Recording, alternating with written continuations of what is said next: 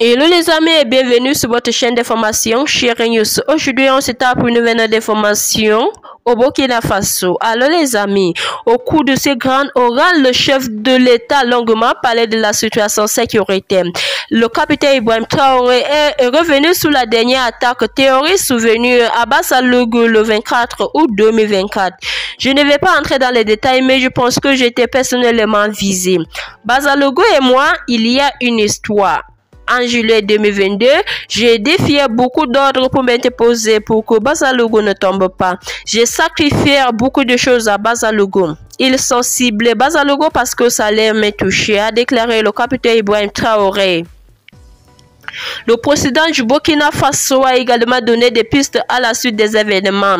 Nous attendons le rapport final pour agir. S'agissant des victimes, nous avons adopté des lois pour que les enfants de ceux qui auraient perdu la vie dans cette guerre, on les récupère comme pupilles de la nation et ceux qui sont tombés, on les prend comme martyrs. Pour l'instant, le gouvernement est permanemment aux côtés des populations pour les prises en charge. On n'a pas voulu être désagréablement avec un ancien président. Pour les différentes tentatives de déstabilisation, le capitaine Ibrahim Traoré a rassuré que le moral des troupes est au beau fixe.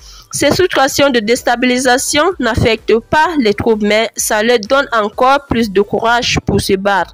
Ils comprennent mieux pourquoi ils doivent se battre pour leur patrie. Il faut rappeler que l'ancien président de la transition, le lieutenant-colonel Paul-Henri Damiba, a été cité par le ministre de la Sécurité comme étant impliqué dans les récentes tentatives de déstabilisation. Le capitaine Ibrahim Traoré n'a pas voulu faire des révélations sur ce cas. Je ne promets rien, mais je l'espère.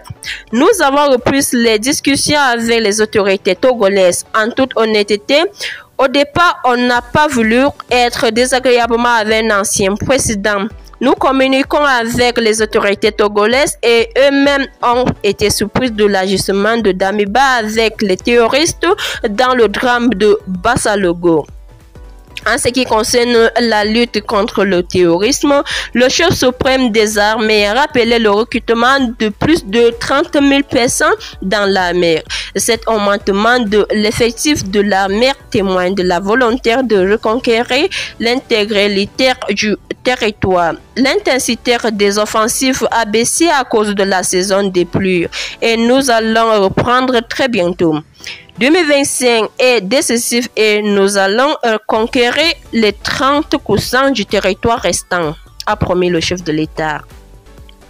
Dans la même lancée, le président Traoré a annoncé l'accusation d'équipements militaires 10 fois plus performants et l'encroisement des effectifs pour continuer la reconquête du territoire. À l'enquête le président Traoré, on ne peut pas faire la guerre seulement sans développement. Le chef de l'État a évoqué la création étant pour nous d'emplois pour occuper les jeunes afin qu'ils ne soient pas récupérés par les terroristes, les amis.